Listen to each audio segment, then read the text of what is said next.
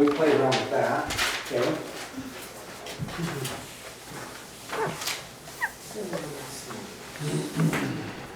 If I were to go to the New Testament, I could show you Hebraisms in the New Testament that I'll bet you didn't know were Hebraisms. They're directly from the Old Testament, okay?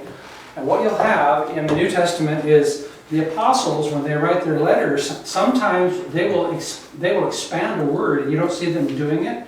But what they're doing is it has a Hebrew meaning that's extremely important, and the Greek equivalent doesn't mean what the Hebrew means. So they take it and they add it to it, okay?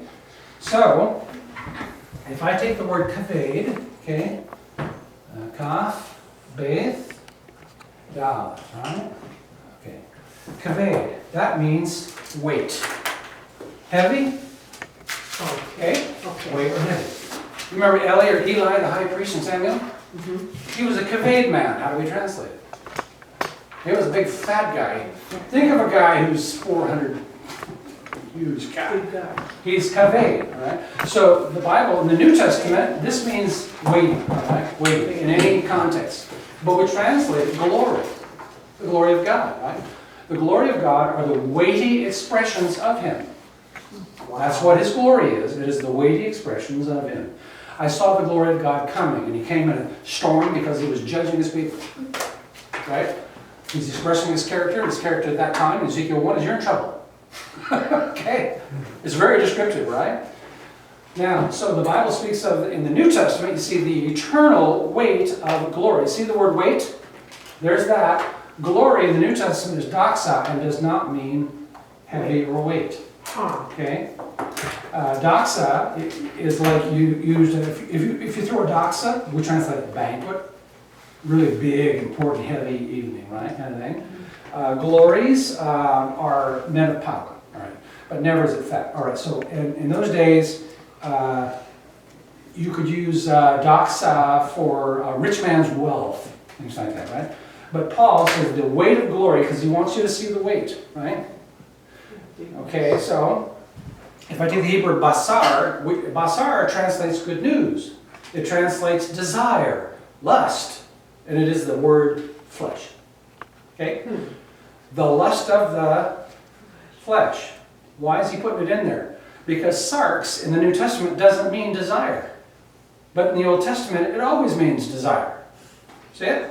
So, and by the way, this is important. Adam and Eve, the two should become one flesh, and that's before sin entered the world. But see it? If you just see the physical, you're missing the point, right? They came together as one, and now notice, as one, they lust after life and they live life passionately together. Oh. See it? It's incredible. Okay. Now there's a physical aspect in romance and things like that as well. All right.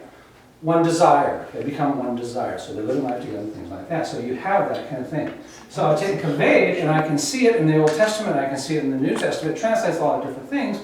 But there, I've already showed you, Paul is using it, John is using it, the lust of the flesh and things like that. And the other writers use it as well. These are just Hebraisms, right? When Jesus said, daughters of Zion, daughters of Jerusalem, we covered that before. Those people knew what that meant, okay? I've never read a commentary that knows what that means. Never have I read a commentary that knows what that means. It's incredible, okay? All right, so if I take the word ben or bane, all right? It comes from bana, to build, okay? To build. But if I just take this off, I have ben. It means son, okay? Oh, yes. I know something about little boys. Mm-hmm. Some assembly is required, okay? And I also know they're little builders. They will build a fort. They will build a sword. Mm-hmm. You'll see it, they are, aren't they? Mm-hmm. Little girl, she needs her mom, a purse, and a mom. Away she goes. And shoes. Shoes, yeah. No assembly required. Mm-hmm. Right? She's away she goes. Boys, no. He flops at the mall. He disappears into the clothing aisles because he's up in the racks. Mm-hmm. Building a fort. Exactly. Right? So, wow. Yeah. So if I go back in Ezra, this is cool. I read Ezra and it says they went back to Ben, there's the form, Ben the temple. Build it, right? Build the temple. All right. Wow. Build it. Now, this is also the term Proverbs. Build your barn before you build your house. Now think of house. House of David, house of Israel, your kids. Mm-hmm. He's not saying don't get married. He's saying, but before you have your kids, right? It's hard to build your barn with a pregnant woman. Okay, it's just hard. All right, so before the kids come along, etc. Okay, you've got kids. Daughter, she's a home. He's got assembly. If I translate mom. By the way, I'm not going to vouch for all my spelling on this kind of thing. This could be an I-N, but that's mom. It also translate maybe, possibly, could be. It's incredible. Sound like your mom? Of course it is. Somebody sound like you, your kids. Okay. There's always a proviso with the mother. Can I go over to, if your room's clean? If your room's clean. Perhaps if you're, this is conditional. They're just walking conditionals. All right, seeing that kind of thing? This is also the word for a people, a group, ties together. Who ties the house together? Mom. Not him, me. I don't know where anything is. Welcome, come on in. Everything you need is right back there. Except coffee. Your coffee, right. Put those things together. We already talked about dad, and you see how the family is kind of thing. The word for male means to be extended. The word for female means to be pierced. You can't get any more basic than this, folks. When you're reading in your Hebrew Bible, you see what things are. By the time it hits English or Russian, or it's tweaked. It's into the Western mindset now. You don't see anything. All right? You can't see it. All right. So now this is cool. Ben is an equal sign. Abraham is 75. It will never say anybody's age as 75 or anything like that. He will always be the son of 75. He's a son of 100. He's a son of 110. He's a son of 25, right? See the equal sign? In Leviticus, when you offer your sacrifice, you never offer a ram or a goat or anything. You always offer the son of a ram, the son of a goat. Now, it's an equal sign, so what are the Hebrew translators doing? They delete it. They take it out. And then you see it in the New Testament. Remember the Hebraisms?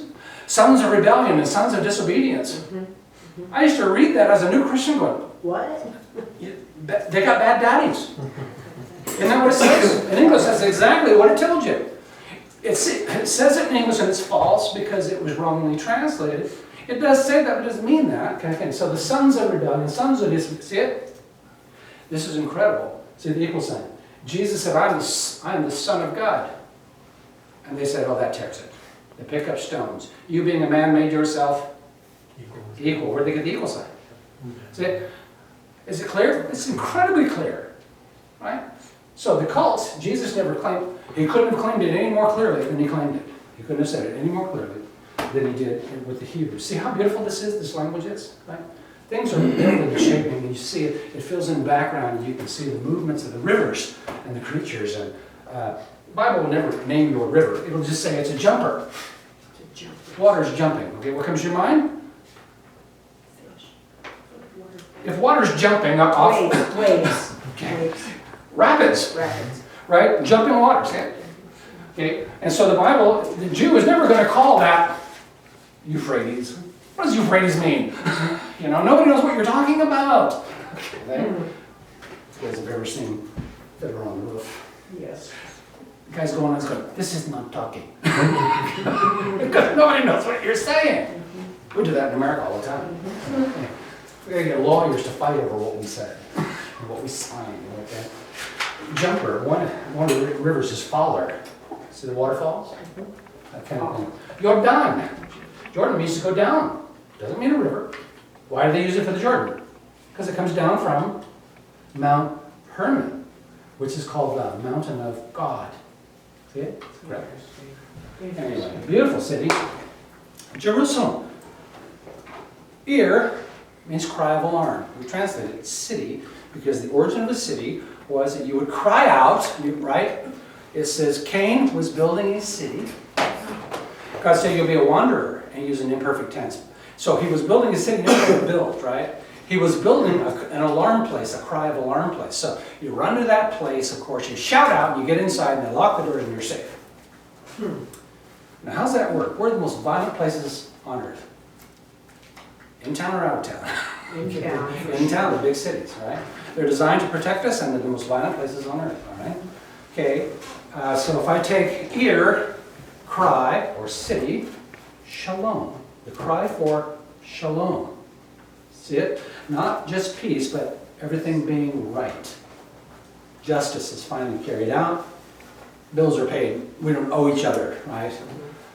The broken legs are fixed and mended. See it? It's all shalom. It's incredible kind of thing. See what Jerusalem is? It's not just peace among the nations. Jesus will speak that and demand it. But it's a desire for things to be fixed. Jericho, Ruach, city of the Ruach, city of the Spirit. See that? Yeah, so they take out Jericho first because the word spirit. You think with your spirit. And Ezekiel, I know every thought in your spirit. You think? Your thought life, your spiritual life, they're one and the same, right? So you have the city of the Spirit, and the Canaanite lords at the end of Joshua are called the lords of Jericho. They're the lords commanded by that spirit, see it? So they take out the headquarters first, then they fight south, and then they fight north, and the last battle is with the giants that are inhabiting that mountain of God. They come down, they fight, they're defeated by a guy named Jesus, Jesus, who leads a 7-year invasion and takes over the, you know, for land and earth are the same word. Yeah, it's, okay. He takes the land, he takes the earth. It's kind of impressive. Okay. All right, you have a Hebrew text that I gave you of Genesis 1.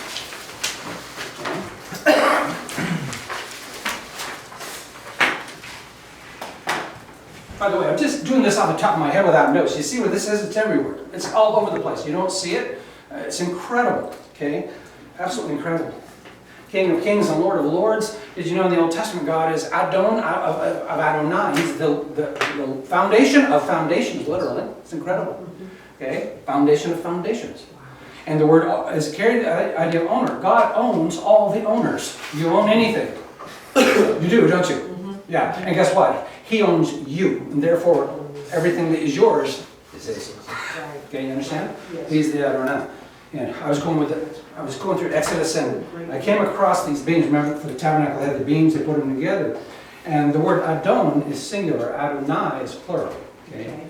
God is Elohim, plural. Adonai, plural. Ecclesiastes 12, remember your creators. You can't miss this, Proverbs 30. What is the name of God and what is the name of his son? You don't know? Then he says, you're stupid. Not my words. Proverbs words. If you don't know the Son of God, and you don't even know that God has a son in the Old Testament, okay? And who is this word that God talks to? Yeah, you can't miss this stuff. It's incredible. So you take Adon, under these beams under there, they take redemption silver. He says you take one Adon and you put it, you lock the two hands together. Interesting. In the New Testament, you're in two hands, right? Adon to Adon, when you lock them together, they're plural, you have an Adonai. Okay? They're made out of redemption silver, and they put that base down, and now that is the Adonai for the beam. You see it? You see what it is? Now, if you take the word translate Lord or husband, you see the picture? Men are supposed to have some weight on their shoulders. It's a weight of life, kind of thing like that. All right, so you see that, and that explains the meaning of the thing. It supports something. And so when Lord is, he's the Lord of Lords, he's the Adonai of Adonai, you understand? He is your support. Without him, what's underneath you? Jesus said, if you don't do these words, that sand's not going to last long. You guys know what shifting sand does. It moves, man. Okay. And that trying to go it alone without Jesus Christ is no, I don't. I got no Lord. I got no foundation. I got nobody bearing the weight of responsibility for me. And therefore, one day we find ourselves calling out and God not answering. Remember Matthew 7. I don't know you. I've never known you. You never called on me, etc. All right. Beautiful stuff. Wow. Okay. If I take the word El, I think it's just El. It means power, just as in muscle and strength. Laban said to Jacob, it is within the L of my hand, see the word hand, to do you harm. But you're God, so if I do anything, I'm going to get wet. So I can't do anything to you. All right? But then he said, the Lord watch between me and you sorry piece of trash. And that's the idea. And now you go to the Christian bookstore and they have it hard broken in two so you can give that to your fiance. Lord, watch between me and you sorry piece of untrustworthy trash. That's what you really want to give a girl. You know, they call that a promise. No, that's a curse. Since I can't touch you because of them. All right, El, it means strength. So Elohim Elohim, there's a Hirik, that I sound. Elohim, okay, Elohim. I know this is plural, like cow becomes cows, right? Elohim. El is power, so it's the powerful ones. Elohim, by the way, doesn't translate, it doesn't mean God. So when you see it translated governors, rich men, are rich men powerful men? They are, right? No doubt, he's got $5 million, he can throw some weight around. Right. Okay, governors, just powerful men in the community. It translates, well, just any kind of powerful, it translates angels, okay? And the Psalms, it translates judges. Do judges have power? Courtroom judges? Yes. Okay, so it's judges, it's all those things. When is it, it's always translated plural, by the way. Gods, all the gods of the nations, powers of the nations, right? Remember, they don't see gods. What do they see? Powers. Powers. The powers of the heavens. Remember Jesus, the powers of the heavens will be shaken? In Hebrew, he said, the Elohim of the... Now, we would translate the gods of the heavens. Big difference. The point. Big difference. Yeah. Yes. Why are you going to the gods? What are you after? They have the power and the influence to do something for you. That's the pull of idolatry. Manipulation. Yeah? That's all it is. All right, so when I see that. Now, the only reason I know that this is singular is when a verb is used. In the beginning, he created. See it? He takes he and uses it with a plurality. And so we know that God's a plurality. But Adonai, Elohim, creators, and you put that together with a singular verb, it's got to be one guy. See it? The triune God is all the way through there. All right. Elohim. Okay. Now, this is incredible, folks. When people say, what's the best Bible translation? Use this Hebrew. for Pete's sake. You know, it's an Eastern language. There's a phrase, by the way, between the way people think in the East and the way people and this think of the West. And this is what was meant. East is East and West is West. And never the twain shall meet. Yeah. The people in the Eastern world do not think like we do. You see it? We don't think this way. And you don't think like they do. Right? And they don't get you. And you don't get them. All right? All right. Your Hebrew text. Okay. Top right-hand side. In Hebrew, typically the first word or phrase in a book is the title of it. So that the Jewish people don't know anything about the book of Genesis. Okay, they know about the book of Bereshit, right? In the beginning, but it's not what it says either. Okay, so. Okay, so. Origin. Notice the first line, the first letter is the B, right? Base. It's got a dot in it, so I know it's a hard sound. But by itself, it's a preposition. In, when, etc. Be, in. The next three letters are actually going to spell Rosh, which is head, at the head. The top, right, at the head. The Tav on the end makes it feminine, so that's all it is, a feminine word. Okay. Now, this is where our vowels come in. This is called a Shavah. When you see just two dots by themselves, that's it. E in the sense of like the word T-H-E, the. So, okay, so that. Right? And if it puts it with, it's a compound, when it compound with these other letters, it turns them into what we call half vowels. Right? So you only pronounce it, instead of saying ah, I'm going to put it with that and go ah. A half vowel. All right? Yeah. All right. That's all it is. So, what it does is every consonant is going to have a vowel of some kind. So if it doesn't have one of the vowels, they just put that in there. So I'm going to translate it, right? In. Together? The first letter is the first word. Now you know a Hebrew word. In. Now, next to that, I have a R sound. Resh. I have two dots. Remember in your eyes? A. Two dots in the eyes. Re. Now the aleph is silent, and therefore the A is going to cover the aleph. Re. Together? Re. Okay, everybody see how I got it? Re. Now I have a sheen with the hirik. There's a line there, don't pay any attention. The I, and the I and the yod, the Y following is going to be she. S-H-I as in machine. She, and it's going to end with te. So I have Bereshit. Bereshit. Beginning. Okay. In the beginning, or at the head, see the top? See the top? At the head, okay, Bereshit. Together, Bereshit. Again, Bereshit. The first letter means what? At or in. What is resh? The head or the beginning, top, all right? And the top at the end will make it feminine. We're not worried about that yet. All right. The next one, the two lines at the bottom, if you see a line, make a sound. So I have bathe. The dot inside tells me a heartbeat. So ba, see that, how I got it? The vowel below it, ba, together, ba. Now the next letter is the R and an A below, so I'm going to have ra, together, bara, bara. Now you cannot see this yet, but bara is he created, and the word bara in the Old Testament is translated fat. Okay? And it's just like fat because it comes out of nowhere, because this means to create out of nothing. It's only used of God. Now, if it means to come out of nothing and be fat, how did God make the creation originally? Complete. Complete, whole, and Fat. yeah. Weighty. It's bringing forth abundantly, right? It is, man, things are prosperous. It's full, it's beautiful. It's how he did it. Now, he is in that word. Okay? So does that speak to, do you think from a Hebrew mindset, the concept of things being made, it's not a seed that has to grow. It doesn't have to become fat. Right. It's becoming fat, right? By the way, later on you're going to see the word chelev translates milk or translates fat, right, according to context. Matter of fact, this blows my mind. I'm translating this section and we come across the chelev, the milkmen. And the translator translated it the rich men. I knew those milkmen were. Rich men.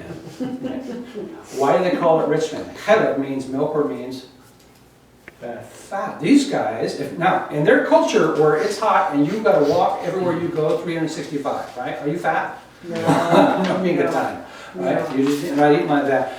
What do I know if I know you really got a lot of weight on you? What do I know? I know you don't do a lot of walking. Okay, and I know you've got employees somewhere.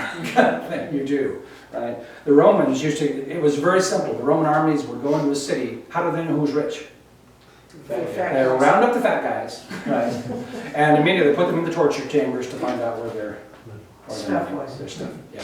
So it's very simple. You're not going to round up the poor guys. They got nothing. No calluses. No calluses, things like that. It's pretty simple, right? But God originally created this fat. And so why is this with the land flowing with? See it? Fat, see the fat? And honey, Jacob sucked honey out of the rock, he got water. It's a fat land, there's water there, right? A desert without water is a bad land. So it's milk, a prosperous fat, sweet water. All right. Wow. So, first word, ba-re-sheet. Together? Ba-re-sheet. Second word, ba-ra. Together? Ba-ra. He created fat out of nothing. Again, how are you going to get all that in English? You'll probably not. All right. Third word, we're going to have the word for God. Okay. Now this is with the Shiva. So instead of going Elohim, I'm going to go El. I'm just going to go right through it. Elo. See the holam at the top, that dot at the top behind the lam, and that's your sharp O sound. The hirik with the letter Yod make an E as a machine. Elohim. Now the first three letters, Elah, Eloah, or Allah, is the word for strong. The Im makes it power, right? But the bara has already told me that Elohim, even though hundreds of times it's always plural, it will be singular here. So at the head, he created fatly, the powerful ones. I know that God is a plurality, Elohim. Incredible. Elohim. By the way, the name Yahweh is his more relational name. That doesn't appear till the next chapter. This chapter 1 is all about summoning things that don't exist into existence. Wow. What kind of power is that? Right? He's extremely powerful. Now, the next word is a direct object marker. Okay. Eighth, together? Eighth. Just two letters. Eighth. Okay. This is a direct object marker. The word itself means self.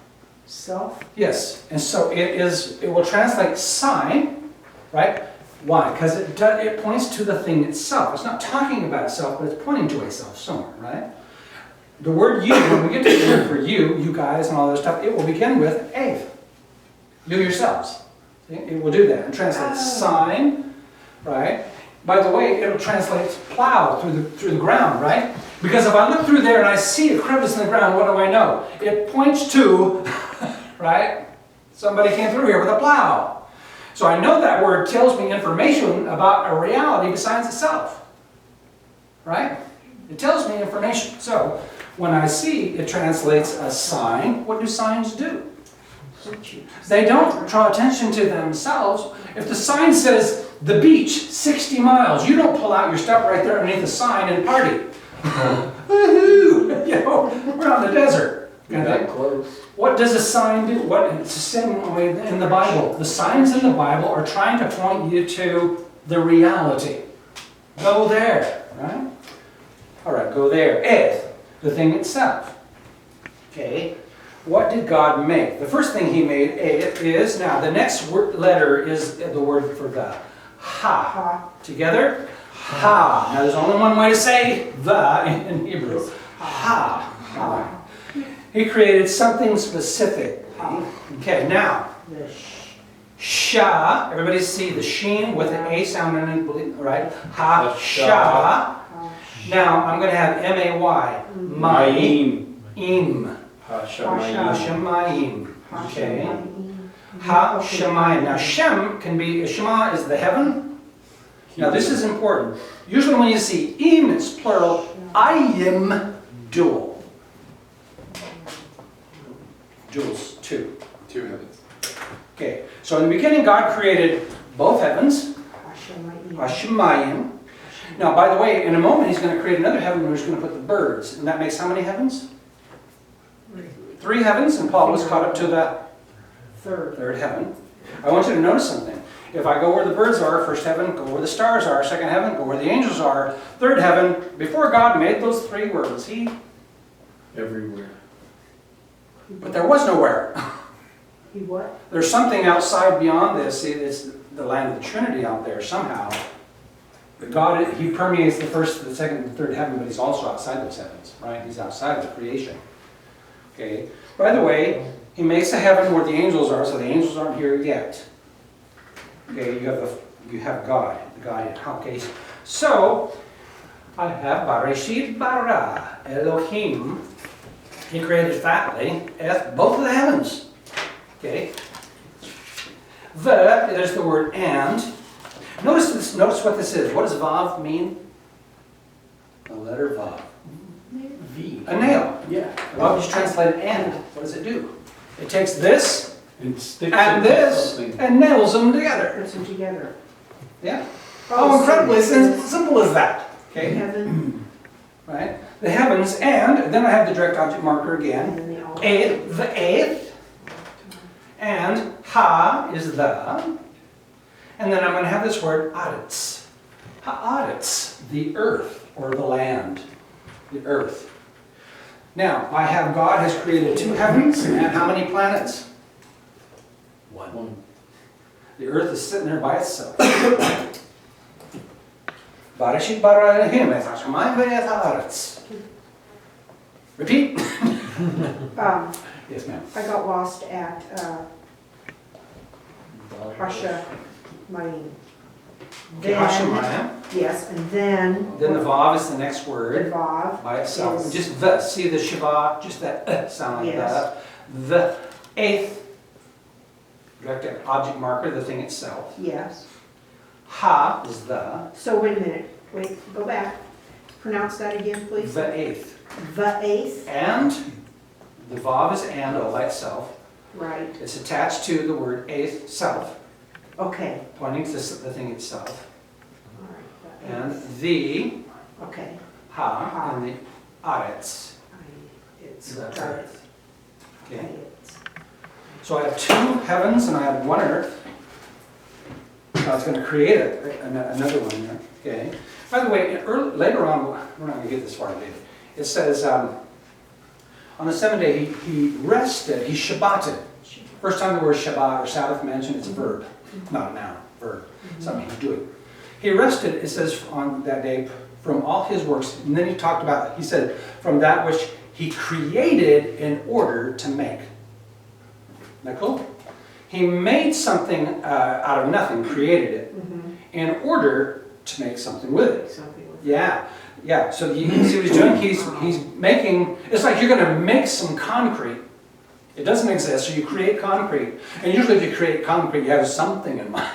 You're going to make something with it, right? So you can say, what are you making? I'm making some concrete. Well, then the next question is obviously, What you building? what you building? A wall. Oh, yeah, something.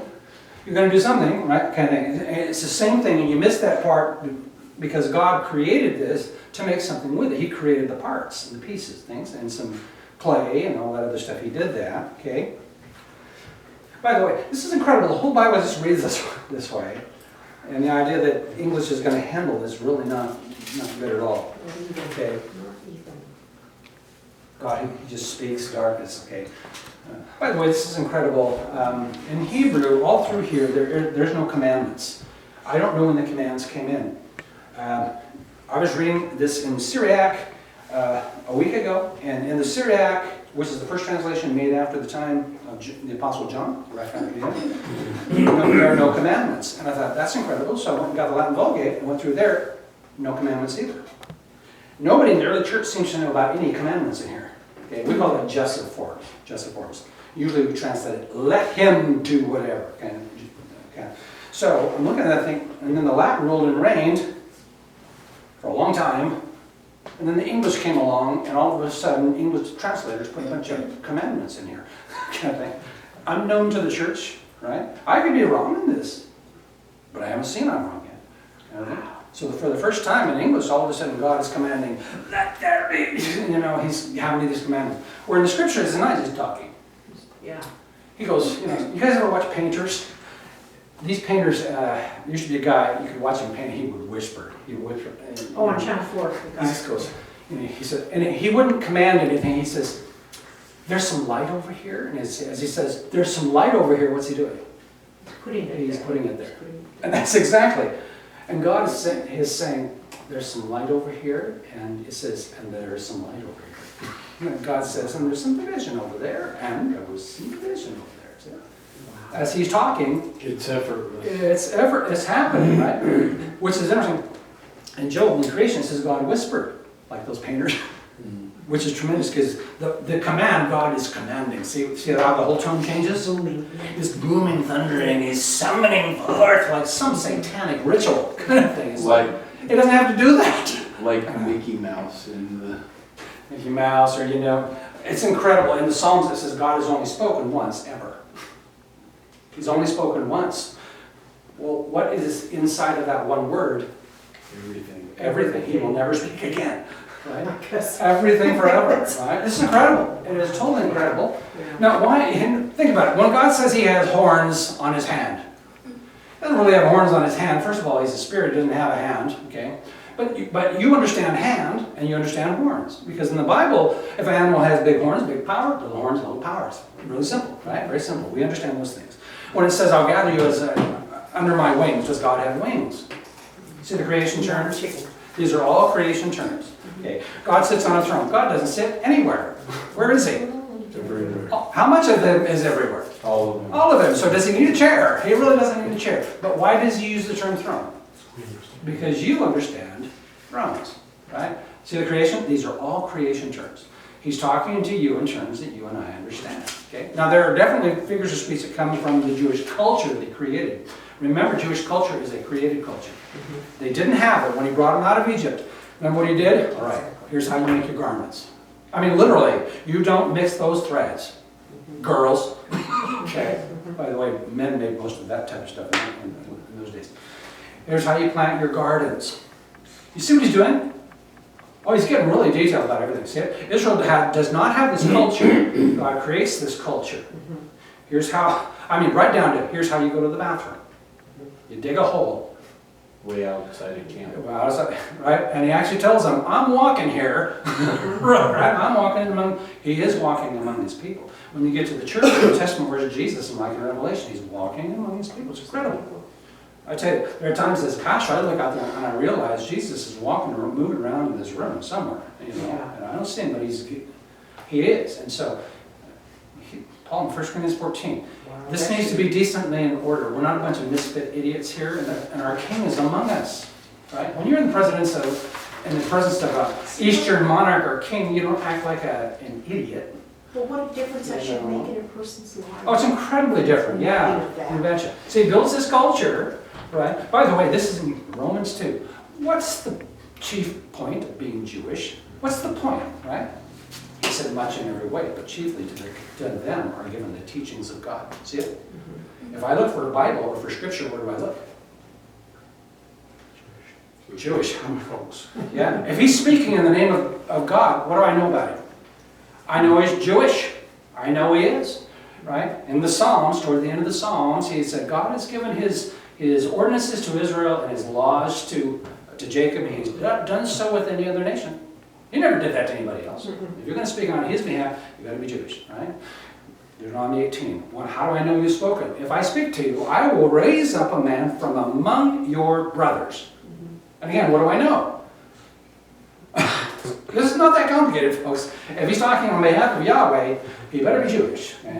Okay? So, Smith, DeBoer, I'm sorry. You don't even sound right, kind of thing, right? Then he's got to predict the future. It has to come to pass. And if it doesn't come to pass, he's a dead man. Interesting. Quite different from our so-called prophets today, right? And they go, oh man, he's pretty good. He gets like 70% of what he prophesies. What's the standard in the Bible for a prophet? 100%. It is 100%. Okay. By the way, look at the prophecies. There are things that can't happen. Behold, a virgin will conceive. That's not guesswork, folks. That's something that is impossible to happen, right? Nations coming back from the dead, that doesn't happen, all right? And again, you have these miraculous things. These are the proof. These are the credentials, right? The New Testament show the signs of an apostle worked among you. Signs, what are they? He said, well, the miracles and the wonders, for Pete's sake. We're not all doing miracles and wonders. The apostles were doing the miracles and the wonders. All right. Back to our text here. Okay. I told you this is, first of all, you notice it turns right into the Bible study. Don't you love it? It is kind of fun. Okay. By the way, the New Testament is just totally different from this. It's a Western language. It's very detailed. I would never have guessed that God did it the way he did it. He takes a picture language to write the law. And there's a lot of grace and breadth in this, right? Even Paul said it's the spirit of the text, not the letter. The letter will kill you, okay? Nobody can be held to the letters of their words because everybody uses figures of speech, right? Kind of thing. It's like, well, not be done with a hammer. Well, he said, that's the letter of the law. Okay, so, oh, for Pete's sake. People that do that are troublemakers. They try to harm, okay?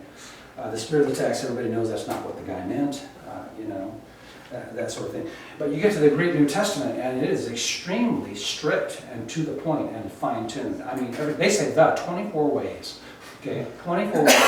And it's got hundreds of meanings with that. So with Greek, if you want to mess that up, you got to try pretty hard. And that's the reason the scholars look at the work that Jehovah's Witnesses do or Mormons do and say, this is fraud from the word go, because it's too clear and too specific. You cannot just twist things like that. All right, back to our text. Okay. Okay. Read the words behind me. Okay, as I go. The first word is going to be the first letter. Bet. Bet. Together. Bet.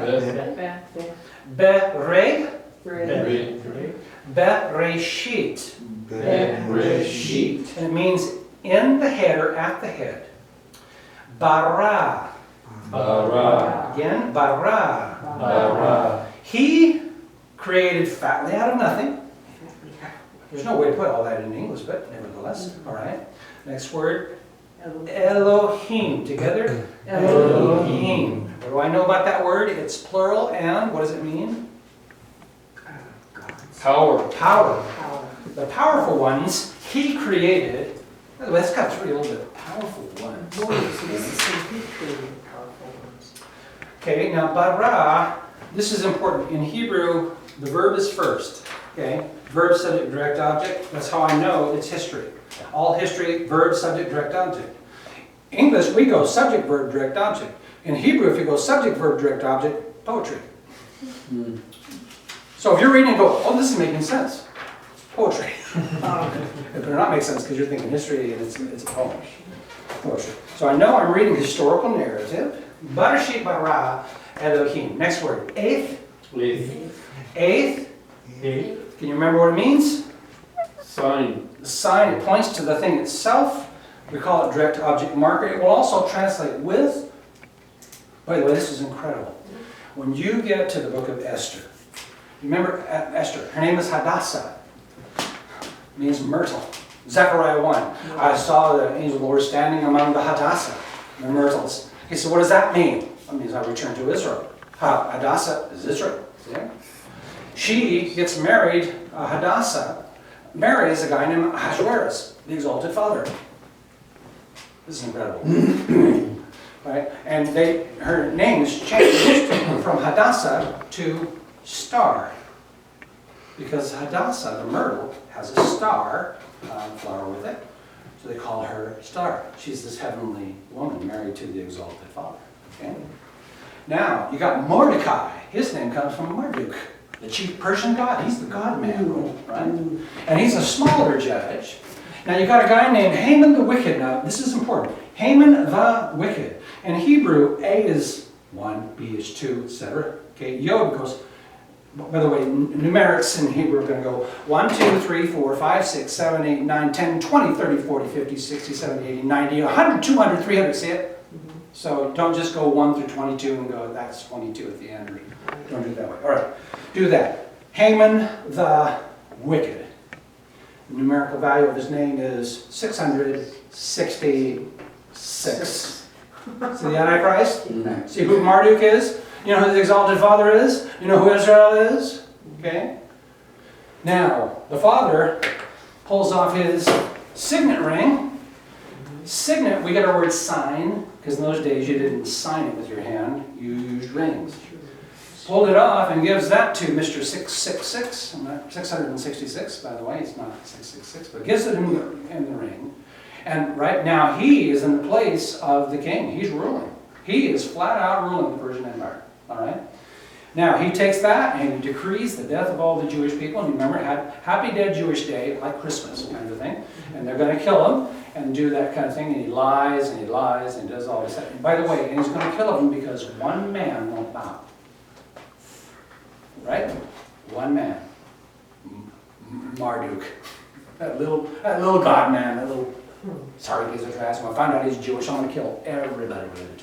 We're going to hang him. He had pointy ears. Pointy ears. Anyway.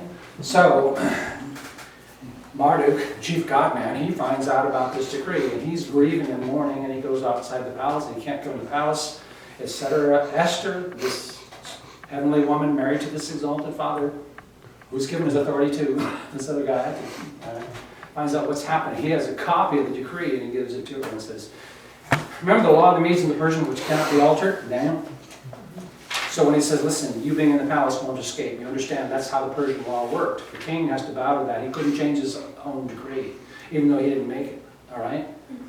So, like God can't justify you. You've got to die. You can die with Christ or without Christ, but you have been executed. You have been sentenced. You will die.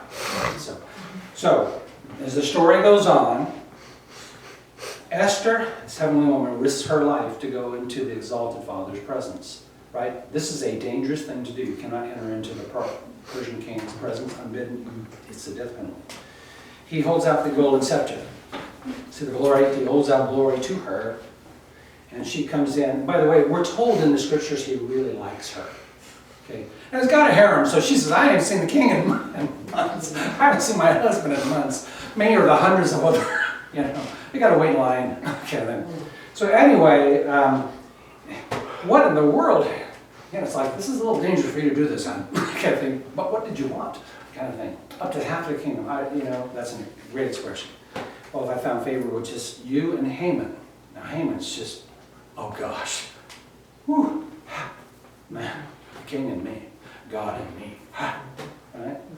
That's how he's going to be the main course of this banquet. Okay?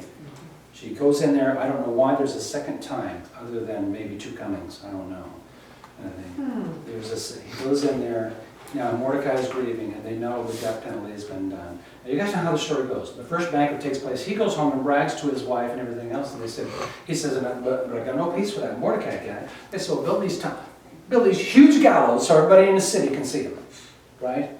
And no, he goes in there, he's going to request to kill the guy first thing in the morning. So he goes in there, remember that's the night the king can't sleep, so he has the chronicles of his empire, and they come across the part where this Mordecai guy saved the king's empire and his life and his family and everybody. By the way, that's what Jesus did. Do you understand? God has no kids without Jesus Christ. We all die. We all die. Okay? This is incredible, by the way. Incredible. So, he comes in there.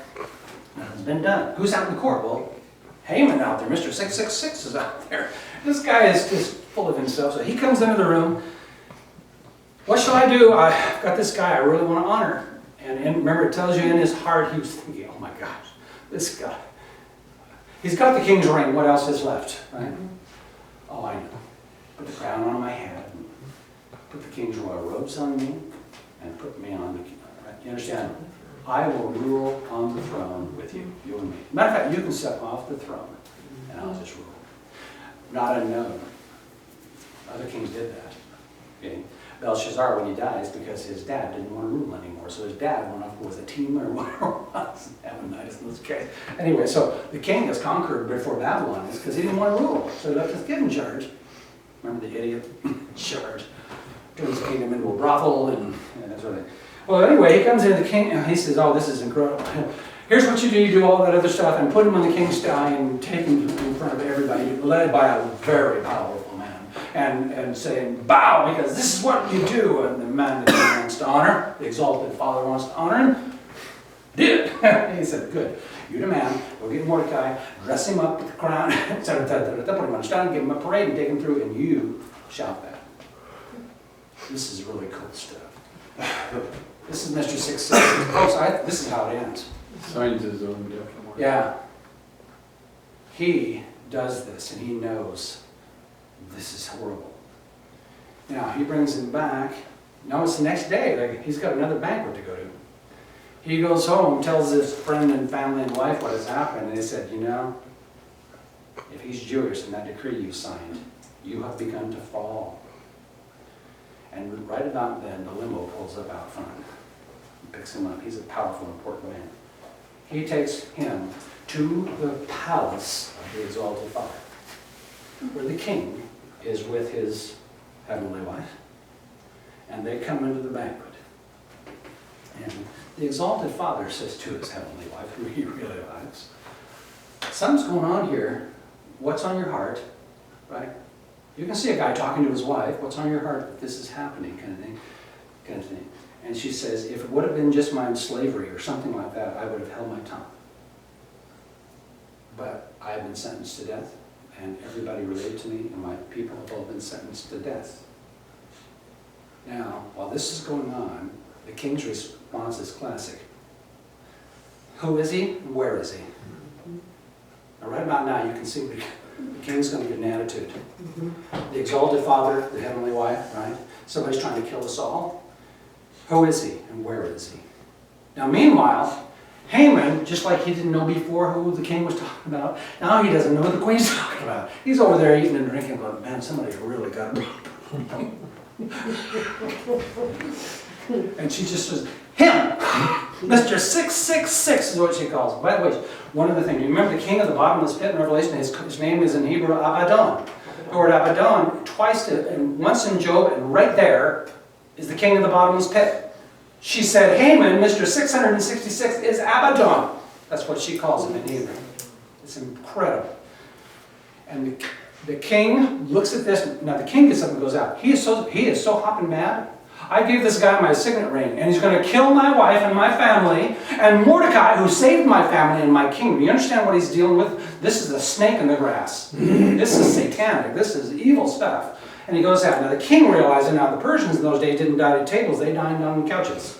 Okay. Now he goes up, and in a Persian world, you wouldn't even look at a woman or touch her, kind of thing. And the king comes in, and Haman is begging the queen for his life, and it says he's on top of her. Now what does the king see? Bad news. You know, I'm sure the profanity that came out of that man's mouth, you sorry. Because it says as the king is talking, the servants are grabbing. And they're grabbing him, and they're putting this dark thing over his head. In Persian culture, you are no longer worthy to see the light. See it? That's how bad that is, right? Kind of thing. And then one of the servants says, you can look out the window. These servants have probably held their tongue for a long time, right? You can look out the window, and he's going to hang Mordecai. And the king's going to hang the guy to save my head. Hang him on it, right? By the way, what kind of day is the king having? I think he's just beyond miffed. He's beyond miffed. How dare you? How dare you kill this guy? Right? There's a time to die, right? They take him out and they hang him on those gallows. Now he's got 10 boys. This is incredible. We're not done. 10 boys, and every one of those boys, his name begins with self. You miss it in the Hebrew text, self, Mr. Self, whatever, self, right? His 10 boys, Mr. Self-exaltation. Nosy self, inquisitive in somebody else's business. Mr. Rich self, see it? The Antichrist dies, Mr. 666, what dies with him? His 10 sons. Oh, see the tithe, the 10, the exalting, that aser, the higher, and prosperity, and all that other stuff. All that selfish pig exaltation dies when he does that, because when he dies, Jesus is returning. And now the signet ring comes off and is given to Mordecai, right? Who raised her, kind of thing, the orphan gal, who found herself the queen. And now he rules and reigns over the Persian Empire. Daniel ruled over the Babylonian Empire. So, and this goes on through the scripture. God has his key people in key locations. To this day, Jewish men are in politics all around the world. It's incredible. Absolutely incredible. They're here in the White House and kind of thing. And some phrases, you can catch phrases being used. They're Jewish phrases that Jewish people would know. Anyway, it's a great story, isn't it? It really is. It's incredible. It's incredible. It lights up in Hebrew. Ruth lights up in Hebrew. All these books light up in Hebrew. Okay? And they'll never light up in English, I'm sorry. Because then I wouldn't have to do that. It's not my native tongue, so I'm different. Okay, come down here. You have these McCaves here, those two little diamond looking things. That means the sentence ends there. Okay? By the way, clear to the right, that little bracket thing, that setuma and petuma are these are markers for closed and open. And they're not that important to us. So let's go to the last two words in the sentence. Okay, the first one begins with the word the, and. Everybody see it? No. Go to the left-hand side and back up two words. Okay. All right, the two triangles before that are diamonds, that's the period. Their version of a period, the sentence ends. And it begins with a va, which means and. Okay. And the next letter is the word ha, which means the. And the aretz. Ve ha-aretz. Together. Ve ha-aretz. Together. Ve ha-aretz. And the earth,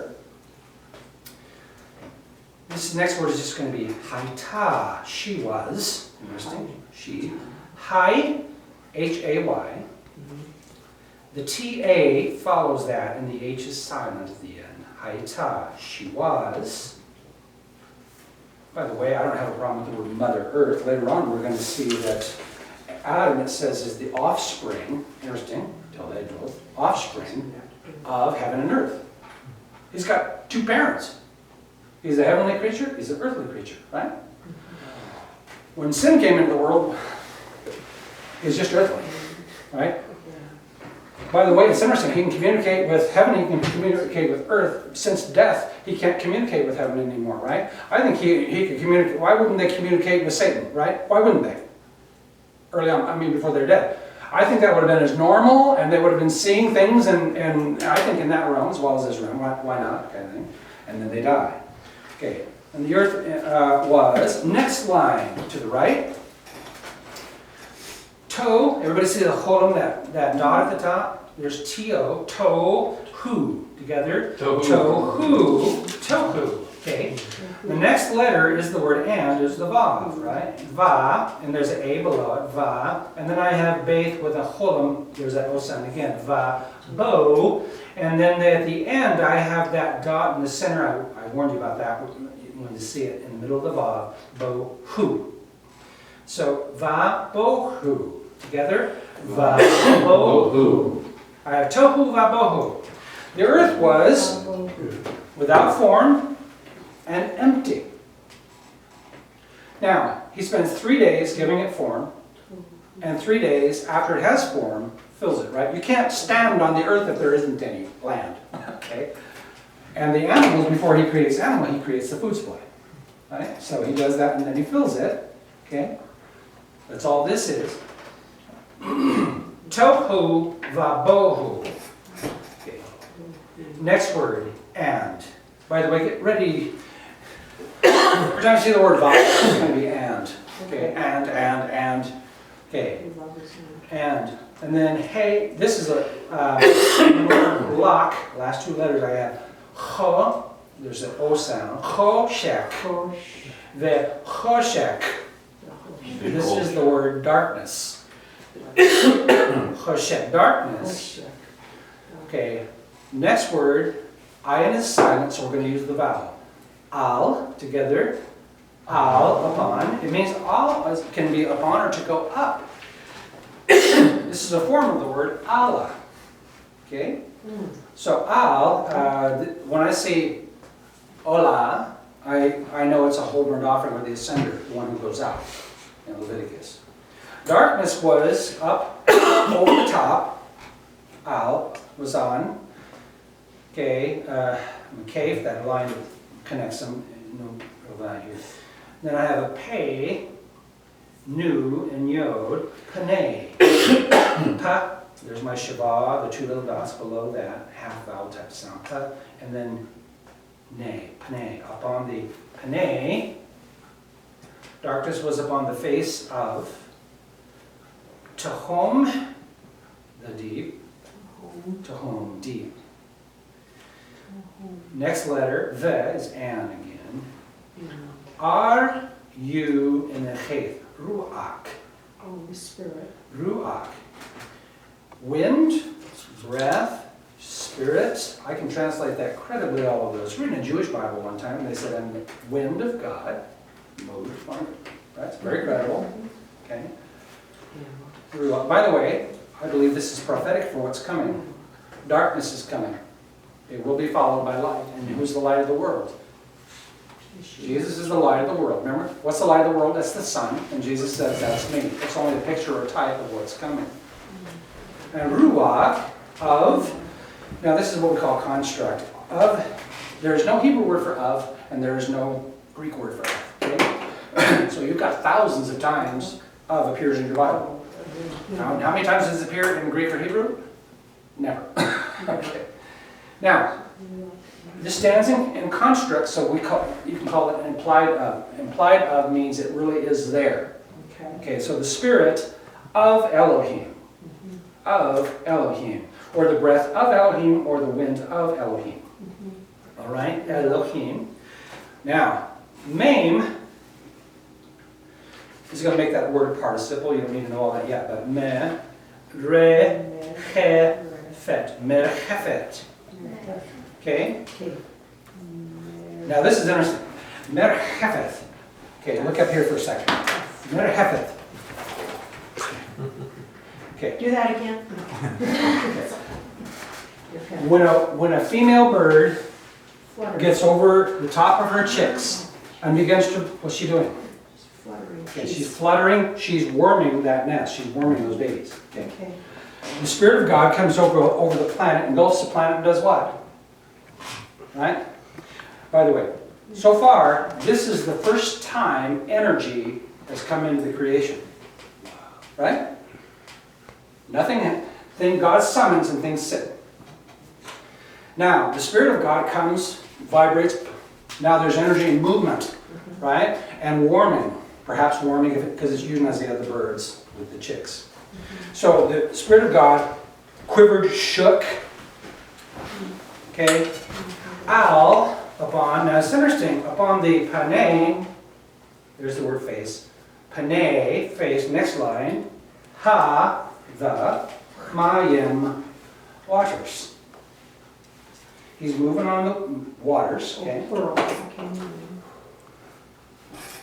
And, now this yod, you have the word Amar, like the Amorites, okay, the talkers. And the yod is going to be he. Now, you have two tenses in Hebrew, we won't get to until next week, but you have perfect tense, one time something happened in the past, and you have imperfect tense, which means ongoing. So I would say Amar means to say. There's another word, davar, means to speak with a message. Okay? So if you're sitting around talking, that's Amar. If you have a point to your talking, that's davar. Okay. Amar, just chit-chat, it's going nowhere. Right? All right, so, and, okay, so vayomer, Amar, and I have put the yod in there, and there's a hole behind it, vayomer, and he is saying. Now this is interesting. God says, we're going to get there. God is saying, there are apples, bringing forth more apples. Now, you see the imperfect tense, which means it doesn't stop. He is saying, so we're going to have apples as long as that word is still in force. Do we have apples today? Okay, let me show you something. When you see an apple, look beyond the apple. What do you see? The word of God. That apple is a visible manifestation of the Word of God. God is speaking, right? You call that an apple. He calls it chocolate. Okay? The reason that you and I have apples is because that Word has power in it, and that power is still going on. There's still apples This making apples. moment, right? It's incredible. I was going through Colossians one day, and the Bible speaks of the word of his power and the power of his word. Now, the power of his word, he summons apples. Now, the word also translates whatever it is, the subject, whatever it is, right? It's the word of his power. How do I know there's power? I can see the apple. Okay, right? I can see the oranges. I can see people are still multiplying, and how many nations have tried to stop it. It just doesn't work. Why? Because there's a decree behind this stuff from God that says, fill the earth. Guess what we're doing? We're filling the earth. Are you going to be able to stop it? No. We're going to destroy the earth. No, we're not, because I know at the end Jesus comes back and it's still here. Okay. Now man's going to go out in the blaze of glory. I can't help that. All right. And the water. All right. Vayomer. He is saying, Elohim, Aleph, Lamed, El. There's a colon, that's at the dot at the top, O. And then H, I with a Y, and then the main, M. Elohim. Now notice Elohim. Why call him Elohim? Because we're talking massive power. Okay? He is saying, it is being Yehi. It is being or light. He doesn't say, let there be light. He just said, it's being light. Or, okay, by the way, or is going to translate light. If you put a main in front of it, like a menorah, okay, it means a light carrier. So we call it a candelabra or a lampstand or something like that. Okay. And then, and then you have, or also will translate skin. Now, why would you translate skin if it's the word for light? Because in their place, remember, Jesus said, how dare you not offer oil? You get oil everywhere you go. And when you put oil on your skin and you walk out in the sun, you see it? You light up, kind of thing. It bounces off of you. You have a little light bulb. Okay, so, or your skin. So he said, it is being or, the and, Yehi, it is being or. Incredible. Okay? Or. Okay. We got a couple minutes. Okay. Theology, word you want to talk about? I mean, I know it. Shot.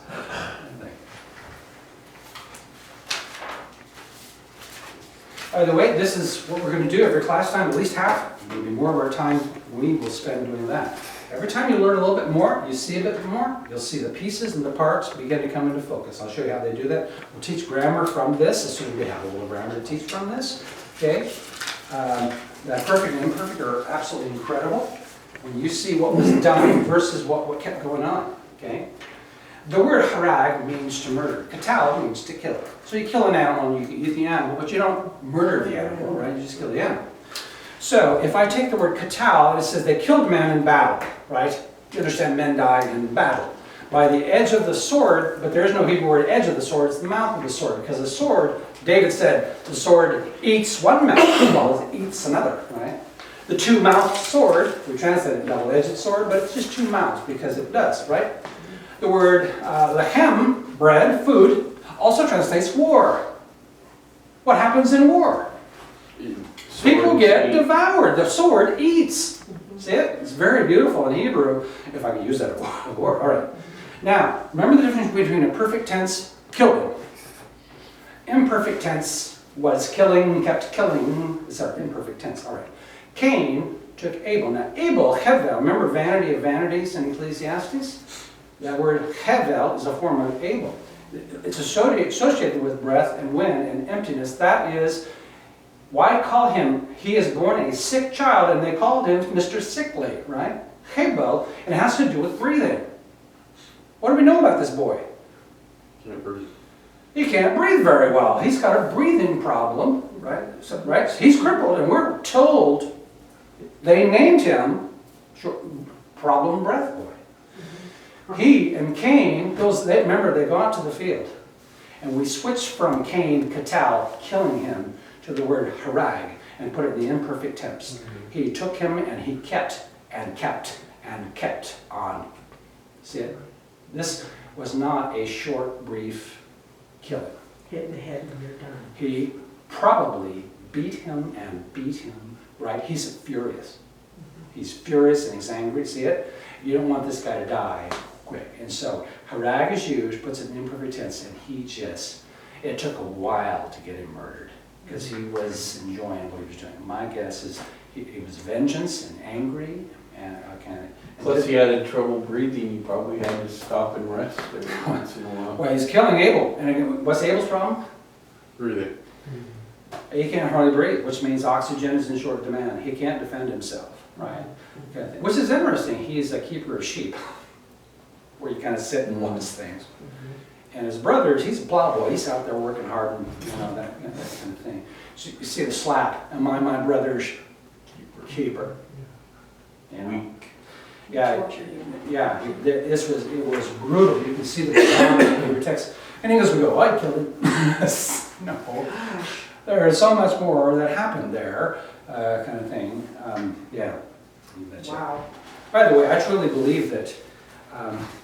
I've said for decades, we're waiting for the restoration of the Jewish people. And I don't mean Israel to become a nation. Restoration means the day will come when they come to their Messiah. Yes. And at that point in time, when they read the text, right, God will reseed them among the nations. By the way, seed them, and he says, you'll be a blessing to the nations in the coming kingdom. Because I think kind of take this, break this up, and make it come alive. Show the nations how this works. And, you want God's blessings here, how do we go about it? That's their future. It's a beautiful, beautiful future kind of thing. My goodness, this stuff is everywhere. It's incredible. In the Psalms, when I go to the Psalms, Jesus said, the scripture's about me. Every passage is about me. But you notice you can hear whole sermons and never hear his name. Okay? Or see him. Or see him, yes. In the Psalms, the very first psalm, blessed is, here's a key word, blessed is the man. How many? One. Who's that one man that's blessed? Yeshua. It's the Lord Jesus, right? It's not you. Well, blessed. We read that like it's us. Right. Blessed is the man. And then he goes on, he's like a tree, but he's never had a leaf even wilt. That's not my life. Exactly. Branches falling off and storms and everything else. Oh my. Is it possible for any tree on this planet to not lose a leaf? Is that possible? See what he's doing? This isn't us, right? He's never sat in the seat of the scornful. Never. Stood in the way of sinners. Never. Have you? Wow. Yeah, earlier today. Psalm 18. You understand, this is not us. Who is it? In history, this is fascinating. We can find in history where Psalm 2 is called Psalm 1, making Psalm 1 the introduction. There's this one man who finds him in the psalm. This is incredible. Wow. Now, when I go to the second psalm, kiss the Son, you kings of the nations. Interesting, he switches from Ben to Bar, which is Aramaic. Mhm. He's not talking to Jews when you use an Aramaic, right? Kiss the Son, you guys, lest he be angry and you perish. Now, kiss is when you would embrace a king, right? You're showing affection to him. I'm here, sir, trying to see how our kingdoms can work together or whatever kind of thing. I've installed my kingdom on my holy mountain. And he goes on through the Psalms. And the very names, and they're Muth Laban. That's a great title, isn't it? Muth, death, la, to, ben, death to a son. Muth Laban. I wonder whose son's going to die. Oh, just give it a shot. Just give it a shot. What do you think it is? See, it's every song, every song, every song, every song. There it is. Okay, and I'll go through there, and then God, the interaction is incredible in Hebrew. The psalmist will come before God and say, I have never sinned. Is that David? That's not David. Whoever this psalmist is, it may say, this is David. He may have written it, but that ain't him. And David would not say that. Right? I have never sinned. And then right after he says, I've never sinned, he's confessing, we have sinned and we have done. Well, the one who's never sinned is confessing with this group of people. And then God the Father begins to talk to him. And then you switches from singular, one you, to plural, you guys. You see it? If you alone, will walk in my ways, etc., etc., etc., then I will accept you guys. Interesting. It's not if you guys will walk in my way, it's if you do. They're down, they're out. Okay, I got nothing for them. It's you. All things lie on you. Do you see how incredible that is? You can't get that from English, by the way. There he is. He's right there. It's like Jesus is in the songwood. Yes. Wow. And the conclusion of the sermon is be nice to your neighbor. Yes. Share a hot dog. I'm leaving this place. So, is it normal at this point to feel like, I'm never going to get this? Oh yes, this is incredible. I think it's supposed to feel like that before you even started. Yeah. Is that lens cover supposed to be on there?